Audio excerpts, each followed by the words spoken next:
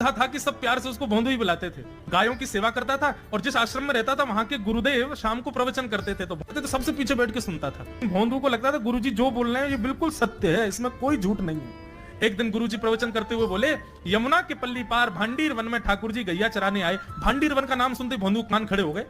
बोले भांडीर वन तो मैं जाता हूँ गैया लेके, मुझे तो कभी मिले नहीं वहां पे।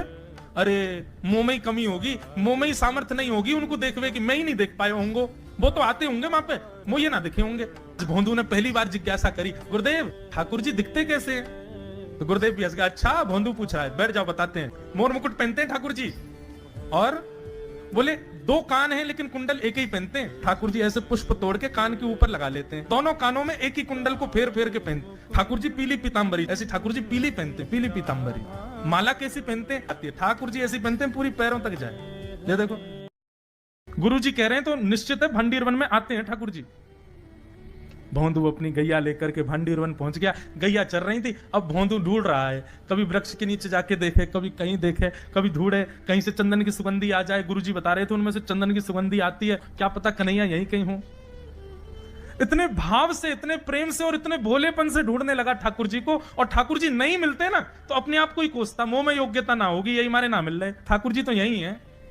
गुरु जी की बात गलत नहीं है, ठाकुर जी तो यही है। उसके उस सहज भाव पर, उसके उस सरल भोंदू पने पर ठाकुर जी रीझ गए।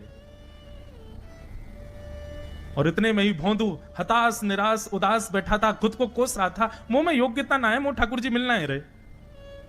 इतने में ही देखा सामने से असंख्य गायों का झुंड आ रहा है, और भोंदू ने जैसे उन गायों को देखा, ऐसी गाय कभी देखी नहीं, अलग गाय, सींग चमक रहे हैं, सींगों के ऊपर के भाग में सोने चांदी मड़े हुए हैं, ऐसी ऐसी सुंदर सुंदर तंदुरुस्त गैया। तभी देख रहा है भोंदू, पीतांबरी पहनी है, गले में वैजंती माला धारण की है, सिर पर पाग पहनी है, एक कान में कुंडल है, मंद मंद मुस्कुरा करके दतुइयां दिखा रहे हैं, कटाक्ष नेत्रों से कभी इधर देख रहे हैं कभी उधर देख रहे हैं, अपनी वेणु को कमर में कस करके गैयाओं के गले में गलवैयां डाल करके श्याम सुंदर भोंदू की तरफ चलते भय आ रहे हैं। ये दृश्य देख करके हाथ पांव कांपने लगे भोंदू के। उसको लगा मेरे पास तो आएंगे ही नहीं है, वहीं से मुड़ जाएंगे, अब मैं उनके पास जाके उनको असहज नहीं करूंगा।